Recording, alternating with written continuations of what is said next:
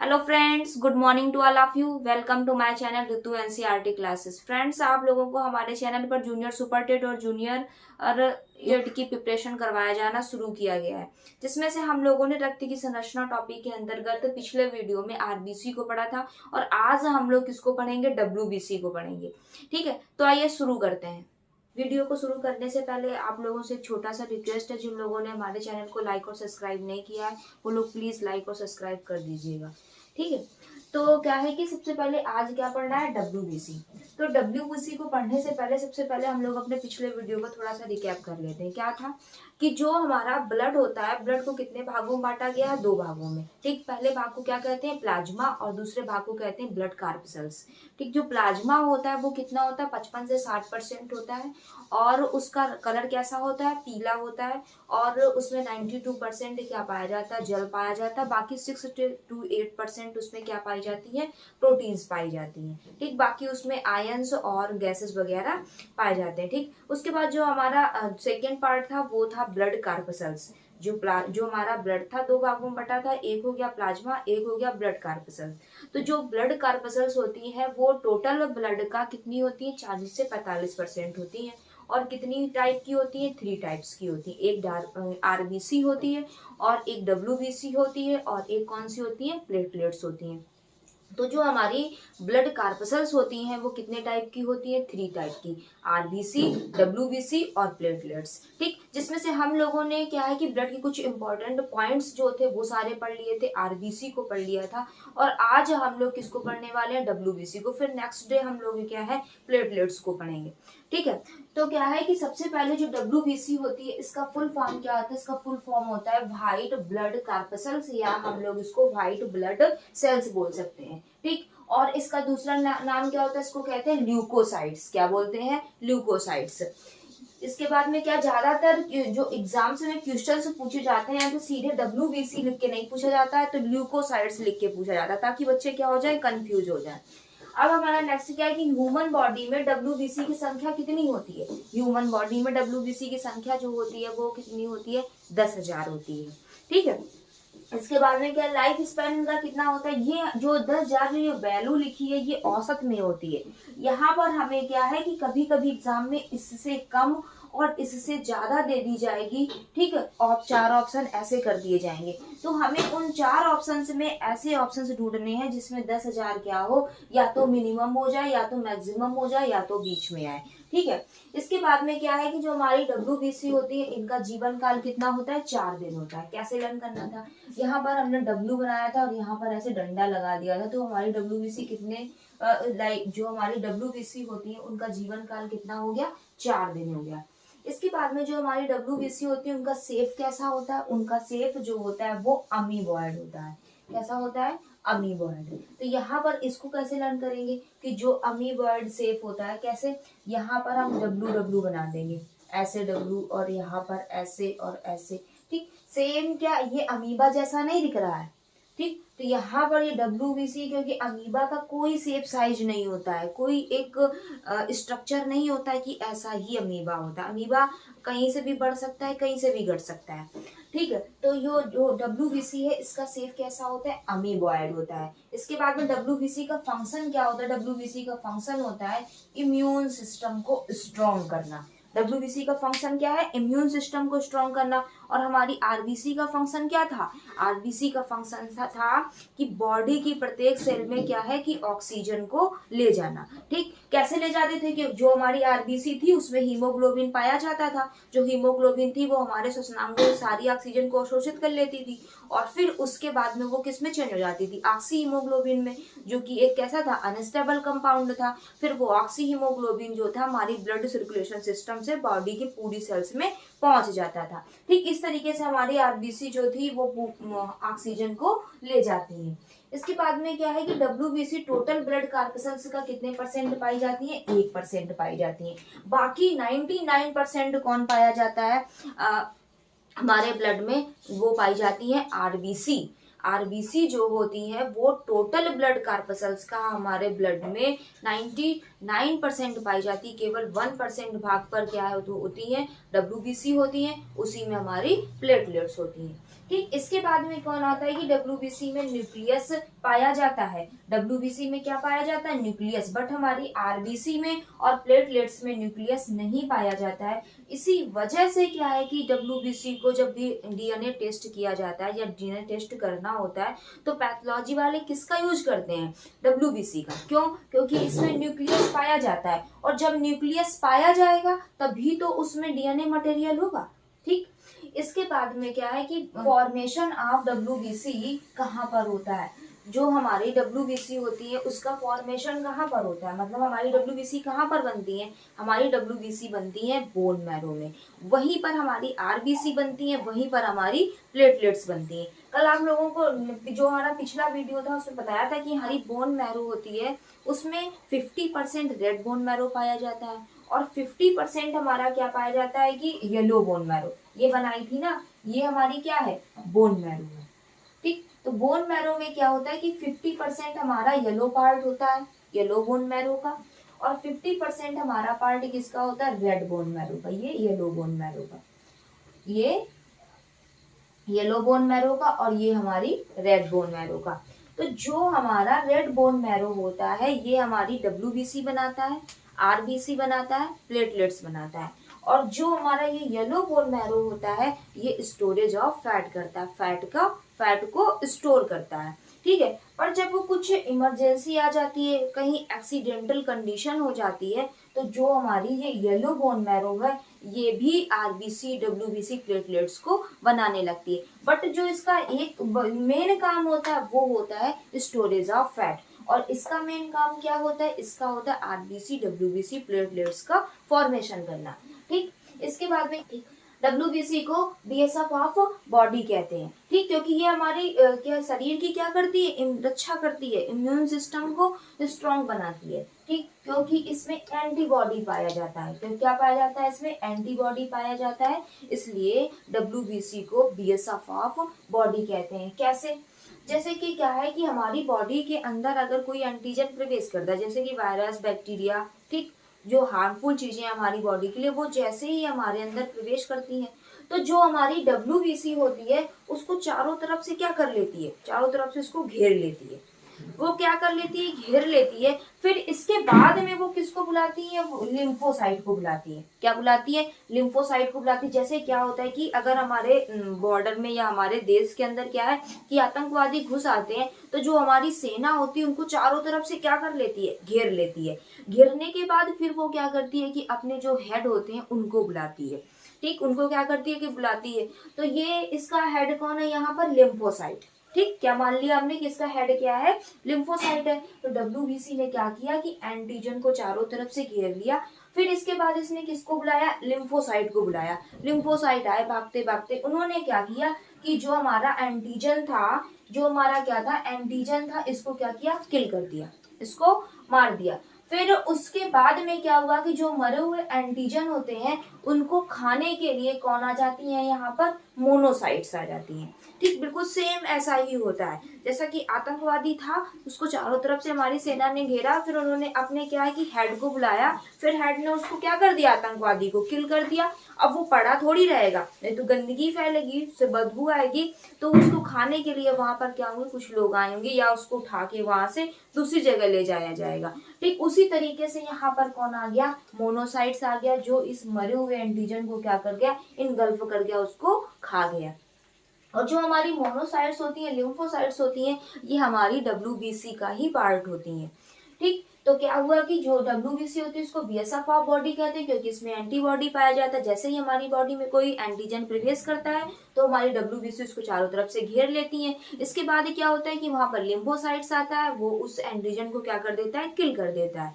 फिर उसके बाद मरे हुए एंटीजन को खाने के लिए कौन आ जाती है? मोनोसाइट्स आ जाती हैं। इसलिए हम मोनोसाइट जो होती है उनको, उसका जो काम होता है वो क्या होता है? फैगोसाइटोसिस करना। मोनोसाइट्स का काम क्या है? फैगोसाइटोसिस करना। की मतलब जब हम किसी सॉलिड को एकदम से, जब हम किसी सॉलिड को क्या करते हैं? खाते हैं, तो उस प्रोसेस को क्या बोलते हैं?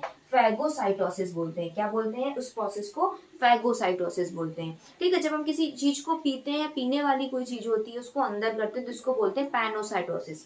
ठीक, इसके बाद में क्या हुआ कि और क्या है कि टाइप्स ऑफ डब्ल्यूबीसी, पाए सकते हैं, किसमें, ग्रेनुलोसाइट्स में और आग्रेनुलोसाइट्स में। ग्रेनुलोसाइट्स का मतलब होता है कणिकावत और आग्रेनुलोसाइट्स का मतलब होता है आकणिकावत।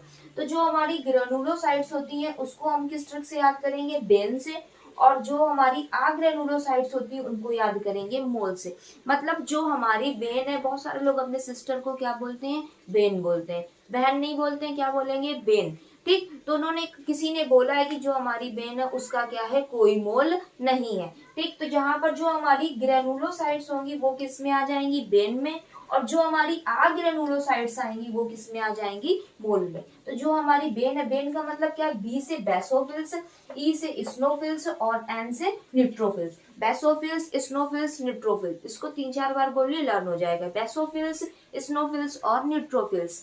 ठीक, फिर उसके बाद में यहाँ पर जो आग्रेनुलोसाइट्स है, मोल लिखा है, तो मोल का हम MO ले लेंगे तो वो हमारी क्या बन जाएगी, मोनोसाइट्स। ये वाली बन गई ना मोनोसाइट्स। ये बताया था ना कि WBC का ही पार्ट होती है, तो ये बन गई मोनोसाइट्स। और इसके बाद में L से क्या बन गई, लिम्फोसाइट्स। ठीक, इसके बाद में क्या होता है कि अगर हमसे पूछा जाता है कि सबसे बड़ी WBC कौन सी होती है, तो हम क्या बताएंगे, मोनोसाइट्स। क्यों, क्योंकि यहाँ पर ये क्या फैगोसाइटोसिस का काम कर रही है, जो ज्यादा खाएगा वही तो सबसे बड़ा होगा।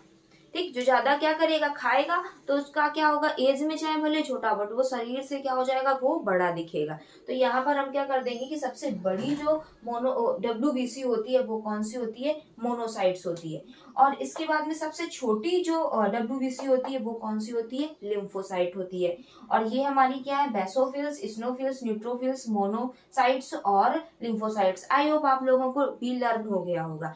बेन, मोल, मेरे साथ बोलने की कोशिश करिएगा, बेन, मोल, बेसोफिल्स, स्नोफिल्स, न्यूट्रोफिल्स, मोनोसाइट्स और लिम्फोसाइट्स। ठीक, इसके बाद में क्या है कि अब हमें इनका क्या परसेंटेज, इनका परसेंटेज दिया गया कि ये कितने % क्या होती हैं कि ब्लड में पाई जाती है। टोटल WBC का 0.5 से 10% जो बेसोफिल्स होती हैं हमारे ब्लड में पाई जाती हैं, और 2 से 3% जो होती है वो स्नोफिल्स पाई जाती हैं, और 60 से 65% न्यूट्रोफिल्स पाई जाती हैं, और मोनोसाइट्स जो होती हैं वो कितनी, 6 से 8% पाई जाती हैं, और लिम्फोसाइट्स कितनी होती हैं, 20 से 40% या 20 से 40% पाई जाती हैं। ठीक, अभी क्या होगा कि कुछ लोगों को ये परसेंटेज नहीं लर्न हो पाएगा, परसेंटेज में थोड़ा सा गड़बड़ हो जाएगा, तो इसको भी ऐसे लर्न कर लीजिए। तो यहाँ पर हम क्या करेंगे, यहाँ पर 20 लिखा हमने, इसको पकड़ लेंगे, केवल हमें इसको लर्न करना है, स्पेशली इसको लर्न कर लो कि जो बेसोफिल्स होती है वो 0.5 से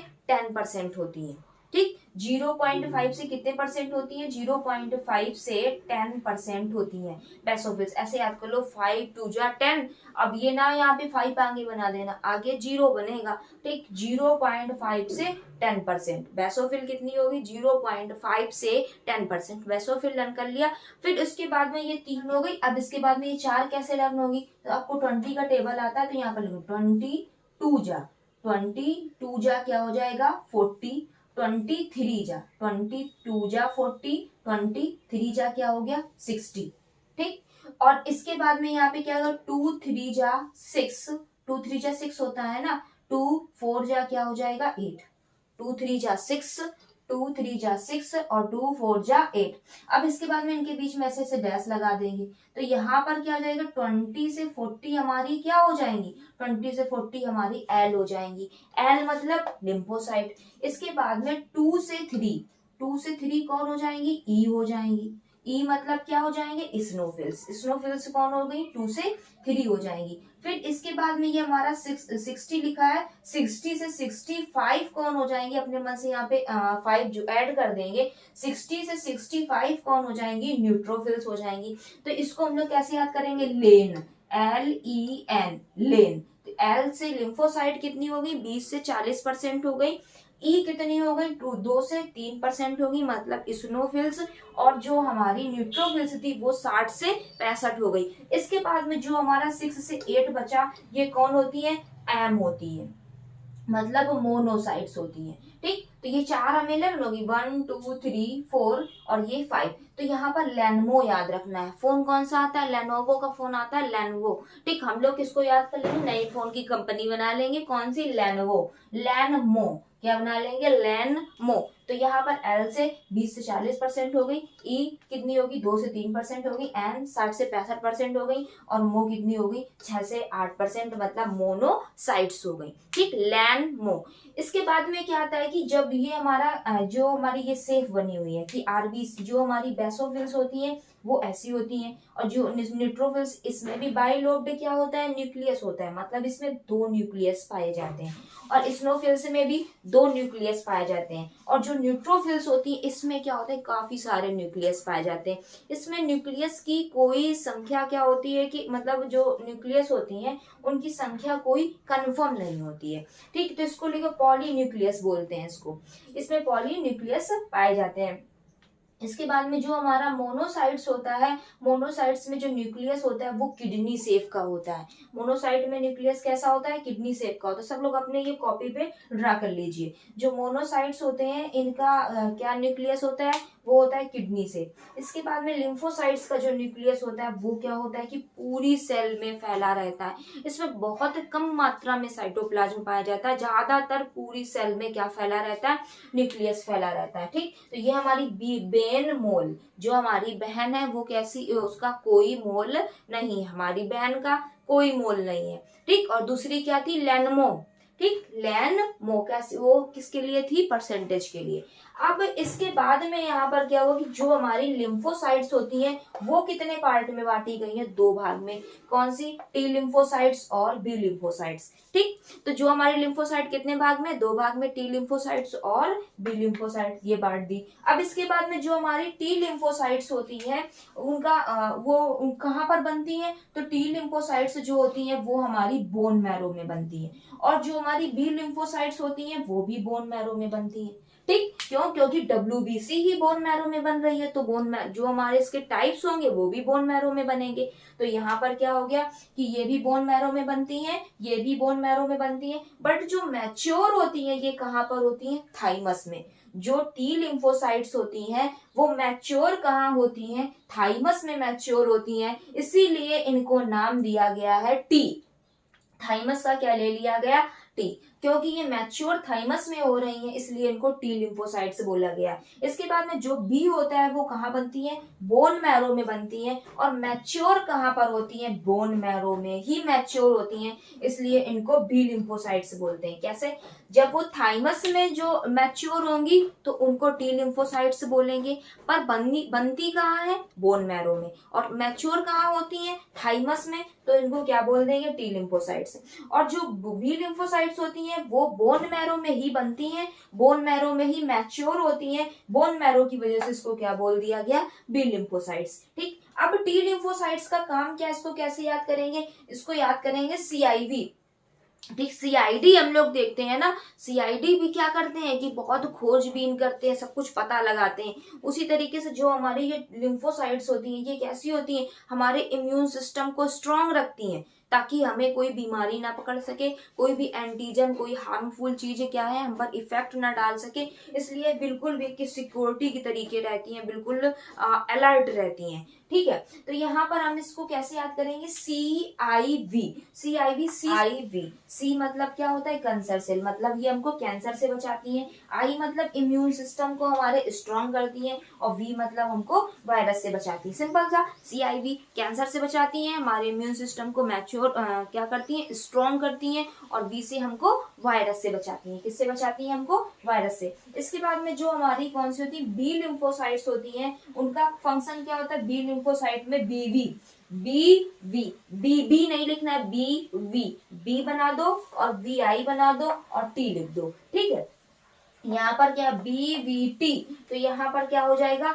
यहाँ पर बी से क्या हो जाएगा? बैक्टीरिया से बचाती हैं हमको, हमको वायरस से बचाती हैं, हमको टॉक्सिन्स से बचाती हैं। ठीक है, क्या किससे बचाती है? टॉक्सिन्स मतलब क्या होता है? जहर होता है, पॉइजन होता है टॉक्सिन्स। ठीक, तो हमको ये इससे बचाती हैं। तो किससे बचाती है? तो जो हमारी टी लिम्फोसाइट्स किससे बचाती हैं? CIV से, कैंसर से, और हमारे इम्यून सिस्टम को स्ट्रांग बनाती हैं और हमको वायरस से बचाती हैं। और जो हमारी कौन सी होती है? बी लिम्फोसाइट्स होती है, इनको बैक्टीरिया से, वायरस से और किससे बचाती हैं? टॉक्सिन से बचाती हैं। ठीक है, आई होप आप लोगों को आज का वीडियो अच्छा लगा होगा। फ्रेंड्स, आज के लिए बस इतना ही। अगर आप लोगों को मेरा वीडियो पसंद आया तो मेरे चैनल को लाइक और सब्सक्राइब कीजिएगा। जो हमारी, अगर आप लोगों को इस वीडियो में कोई डाउट लगता है तो आप लोग कमेंट कर सकते हैं। Thank you.